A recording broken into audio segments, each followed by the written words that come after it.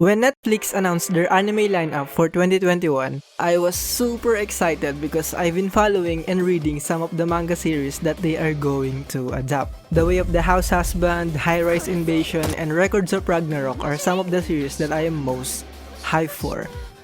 But aside from excitement, I also felt a chilling sensation all over my body when they announced that Trese will also get an anime adaptation.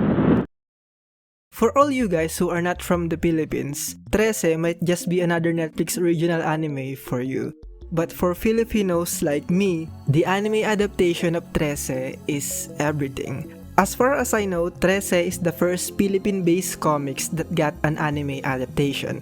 And if Trese becomes a huge hit, it will not just showcase the rich folklore that Philippines has, it will also be a big opportunity for all Filipino comic writers and illustrators out there because the world will finally know that we can also create stories that can compete to the highest stage. I'm sick and tired of all the shitty love triangles and never-ending DNA test plotlines that a typical Filipino TV drama has. It's time to have something new, something unique, something that all Filipinos can be proud of. Something like Trese. Trese is a horror crime story that is set in the bustling yet sometimes scary city of Metro Manila in the Philippines. It was written by Budget Tan and illustrated by Cajo Baldissimo back in 2005. Trese in its core is about the occult, more specifically the rich culture of Philippine mythology and folklore. From the infamous White Lady at the Balete Drive to the dwarf-like nature spirits called Nuno sa Punso. All the weird and fascinating creatures in the Philippine mythos will be present in Trese. According to the writer of Trese in an interview that he did, aside from Philippine folklore, Batman and John Constantine were also some of the inspirations in creating Trese. And this explains the detective-based nature of the story and the occult aspect as well. Our protagonist is Alexandra Trese, a strong, independent, modern woman that is deeply attached to the underworld. She is a private detective who specializes in crimes perpetrated by the supernatural beings of the underworld.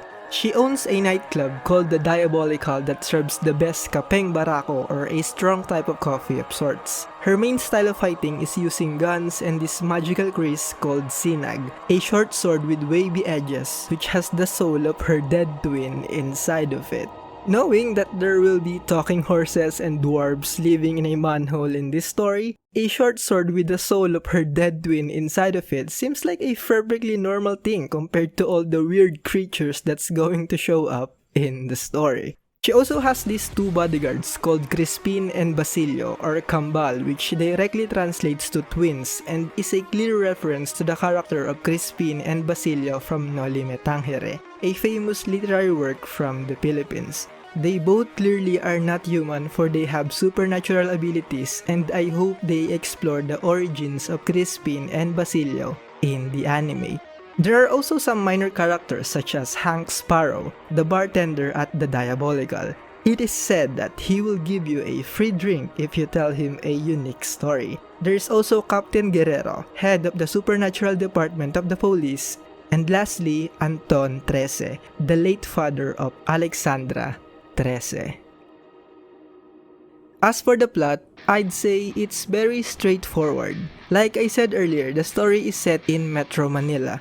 And don't you dare make a wrong turn in a dimly lit side of the metro where Aswang run the most wanted kidnapping rings, where Capre are the kingpins of crime, and Encanto slip through the cracks and steal your most precious possessions because if you encounter even one of them, you're fucked.